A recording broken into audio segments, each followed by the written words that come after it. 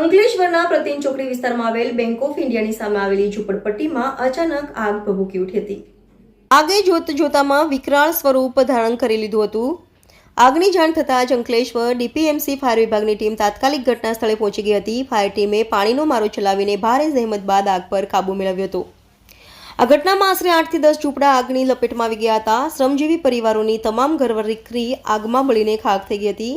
જોકે રાહતની વાત એ છે કે આ ઘટનામાં કોઈ જાનહાનિ થઈ નથી। આગ લાગવાનું ચોક્કસ કારણ હજુ સુધી જાણી શકાયું નથી। સ્થાનિક તંત્ર દ્વારા આગ લાગવાના કારણોની તપાસ હાથ ધરવામાં આવી છે। રિપોર્ટર રવિ સૈયદ, અંકલેશ્વર।